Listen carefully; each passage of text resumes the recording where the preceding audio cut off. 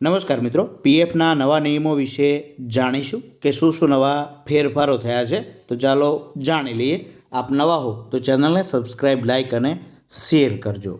હાલમાં યોજાયેલી 238મી ઈપીએફઓ સીબીટીની મિટિંગની અંદર નિર્ણયો લેવામાં આવ્યા છે, જેની અંદર પ્રથમ નિયમ છે હવે 100% ઉપાડની સુવિધા. અગાઉના 13 કઠિન જે નિયમો હતા તેને બદલીને હવે 3 કેટેગરીના નિયમો બનાવ્યા છે. માદગી, શિક્ષણ, લગ્ન, રહેઠાણની જરૂરિયાતો અને ખાસ પરિસ્થિતિઓ.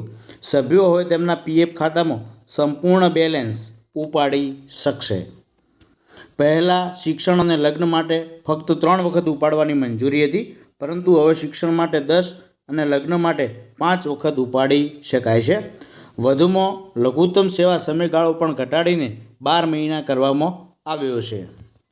બીજો એક નિયમ છે 25% લઘુત્તમ બેલેન્સ જરૂરી.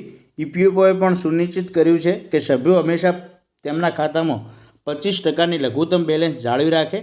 આનાથી સભ્યોને 8.25ના જે વ્યાજ દર અને ચક્રવૃદ્ધિ વ્યાજનો લાભ મળતો રહેશે, જેનાથી તેઓ નોંધપાત્ર નિવૃત્તિ ભંડોળ બનાવી શકશે.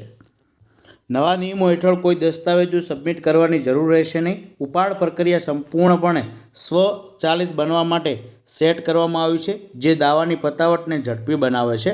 અકાળ અંતિમ પતાવટ માટેનો સમયગાળો 2 મહિનાથી વધારીને 12 મહિના કરવામાં આવ્યો છે અને પેન્શન ઉપાડનો સમયગાળો 2 મહિનાથી વધારીને 36 મહિના કરવામાં આવ્યો છે. આનાથી સભ્યો તેમના નિવૃત્તિ ભંડોળનો ઉપયોગ કર્યા વિના તેમની જરૂરિયાતો માટે ભંડોળ ઉપાડી શકશે. ઈપીએફઓએ ઇન્ડિયા પોસ્ટ પેમેન્ટ બેંક સાથે કરાર પર હસ્તાક્ષર કર્યા છે, જેથી ઈપીએસ 95 પેન્શનરો તેમના ઘરેથી ડિજિટલ લાઈફ સર્ટિફિકેટ સબમિટ કરી શકશે. આ સુવિધા મફત હશે અને તેનો ખર્ચ ઈપીએફઓ ભોગવશે. તમારા ખાતાનું સ્ટેટમેન્ટ અને વધુ માહિતી તમારે જોઈતી હોય તો પીએફ તમારે સર્ચ કરવાનું છે, એટલે તેની ઓફિશિયલ વેબસાઇટ આવી જશે.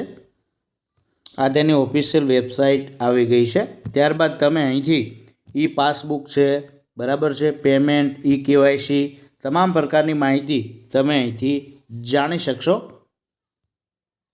તમારો યુએન નંબર અને પાસવર્ડ નાખીને. થેન્ક યુ, આભાર. આપને આ માહિતી કેવી ઉપયોગી રહી એ જરૂરથી જણાવશો.